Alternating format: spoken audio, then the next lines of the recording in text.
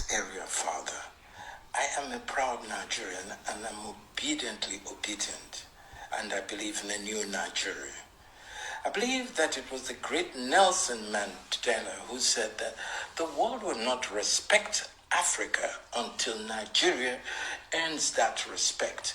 He went on further to say that the black people of the world needs Nigeria to be great as a source of pride and confidence.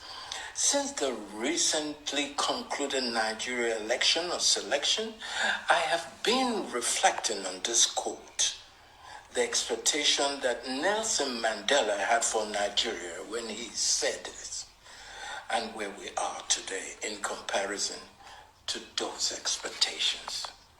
As a continent, Africa indeed is the richest on the planet Earth, blessed with many natural resources like arable land, water, oil, natural gas, minerals, wild forests, name it, we got it.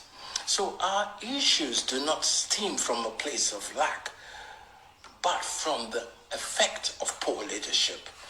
A proverb says, a rotten fish begins to stink from the head, meaning that bad leadership is the root cause of many problems on the African continent. And we know that when leaders are corrupt, it affects everybody. I know that some people will point to our colonial past as the root cause of the problems that exist in Africa. And while this is a valid point to make, it is also worth pointing out that we are now decades into our post-colonial development effort, but have very little to show for it. Yeah? In my speech today, I want to zoom in on our dear country, Nigeria. On March 1st, 2023, Foreign Secretary James Cleverly gave a statement on the process and the outcome of the 2023 Nigeria presidential election.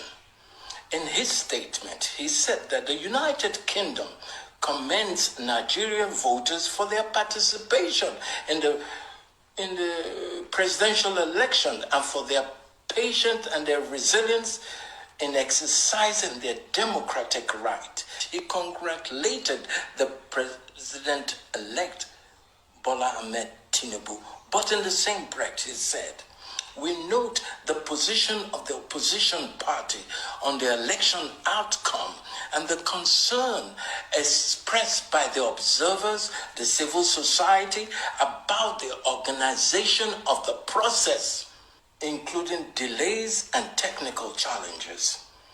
We encourage the authority to examine all concerns carefully, take actions to resolve outstanding issues, and focus on delivering the will of the Nigerian people, unquote. The question I have for Mr. James Cleverly and others, especially the West, is why do you choose to be in bed with rogue African leaders, knowing that they are the ones killing democracy in Africa? When these corrupt politicians commit crime in your land, you punish them to the fullest extent permitted by law of your country. Sometimes you even ban them from coming into your country. But then you look the other way and support them to be our leaders, knowing that our young democracy cannot grow with these kind of criminals in power. Our leaders prioritize their own interests over the interests of the citizens. Corruption is the order of the day in our country, with leaders enriching themselves and their families at our expense. With the kind of leadership that we have, our country's potentials are dying. I used to live in the countries in drones.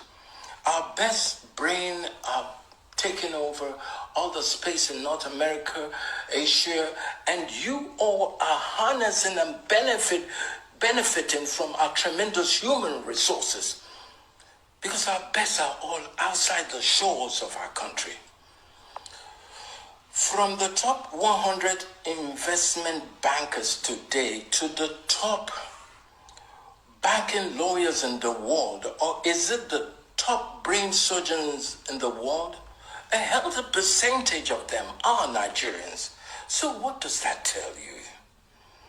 We are a great and special breed of people. We do not need your aids or your expertise. We need your cooperation in strengthening our own democracy. We need you all to stop enabling the criminals in our midst. Because if the mistake of our bogus election is not corrected right now, the chaos to come will definitely spin out of control.